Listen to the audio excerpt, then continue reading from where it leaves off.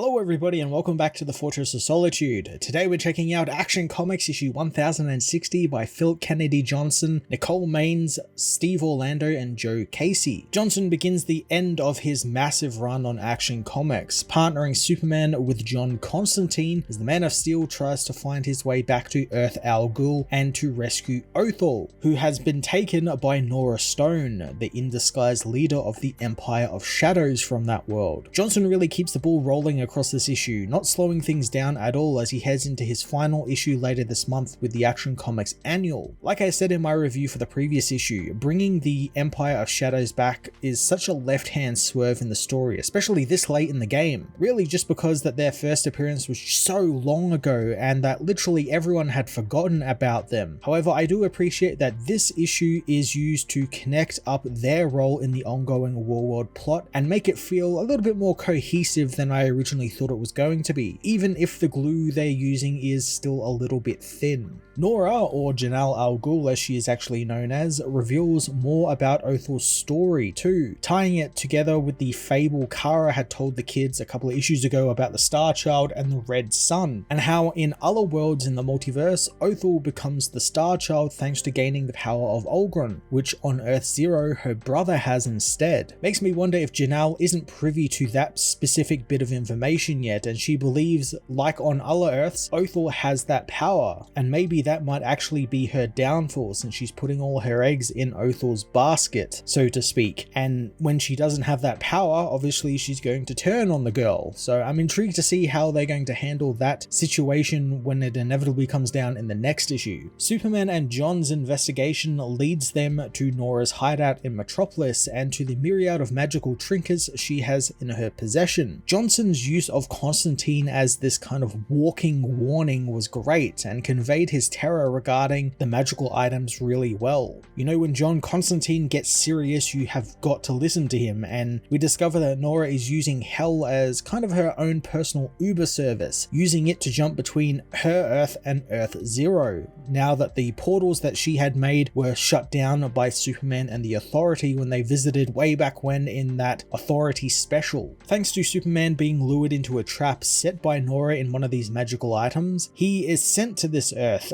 but not only that, Johnson wonderfully ties in the recent Bloodwind backup from a few issues ago and has the character and Etrigan join Superman on his adventure. I'm excited at the notion that everything is mattering in some way, even the backups and that Doomsday special gives them a little bit more weight to everything and makes their stories matter, and it ties into the larger plot points, which I'm really happy about since not a lot of backups do that nowadays. Usually they're just self-contained stories and aren't something that is informed and can inform the major plot. The main story is also accompanied by two more backups this issue, the first by Nicole Maines and Steve Orlando, which actually is a Beast World kind of tangential tie-in as it picks up Nia and Superman's story from the Metropolis tie-in of Beast World and sees Dreamer forced to work with Amanda Waller to stop another precog from destroying Belle Reve. It was great to see more of Dreamer, as I feel we haven't really seen much of her lately, and she is really kind of a Superman family member in all but like name. She hangs out with the family, specifically John, and she's known to team up with them on a number of occasions, and we really don't get to see much of her, which is a real shame. And as I've said before, I wonder if it has something to do with maybe how she's being written, since Nicole Maines, who actually portrayed Dreamer on the Supergirl TV show, has been writing her in the last couple of appearances she's had, and she seems to be the only one writing her. No one else either can write her or either they don't want to write her or something, which is a shame since she's a really interesting character. Either way, I'm glad we're seeing a bit more of the precog, and I'm looking forward to seeing a lot more of her in the future, as this is all set up to her own book, as we find out that she is going to be working for Amanda Waller and her Suicide Squad and create a new team called the Dream Team, which will be led by Dreamer and be made up of Harley Quinn, because of course it will be, Bizarro, Deadeye, Clock King, and Black Alice. Now that's a really interesting team, and I'm looking forward to seeing a lot more of them in the future. The backup itself is okay, it's a good showcase of Dreamer's power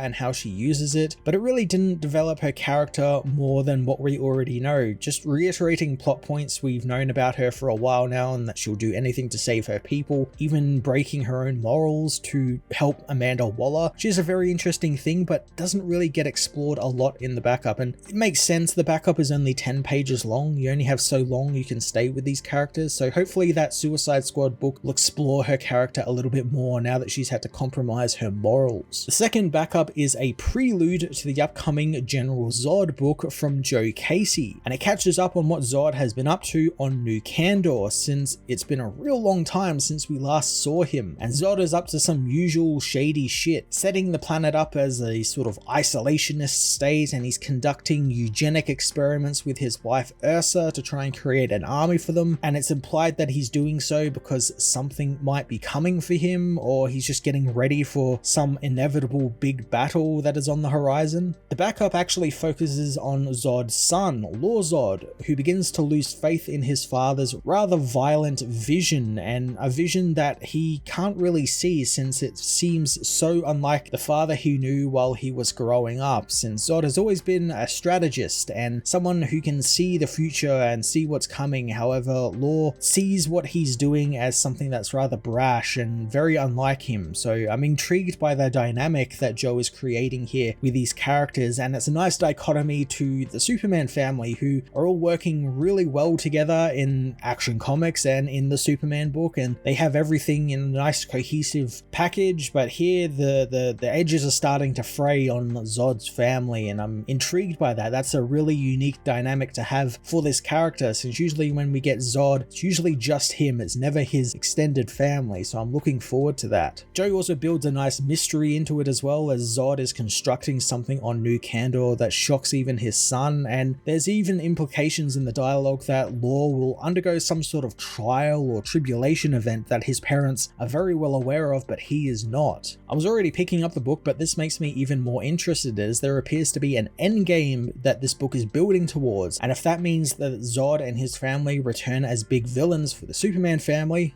I'm all for it. Action Comics issue 1060 was a great set of stories that all built towards something really special. We've got the ending of Johnson's massive War-World saga that's been going on for the last couple of years through Action Comics coming up later this month. We've got a really great Suicide Squad book that looks really interesting, filled with some really interesting new characters to the Suicide Squad, and of course a General Zod book coming out very soon that is a lot more deeper than I assumed it would be, and has me intrigued to see what's to come for the House of Zod. All in all, this was a fantastic book. The art was great across all three stories. The action was there was lots of really cool intrigue, and you can't really go wrong with any of that. I'm going to give this issue a 9 out of 10.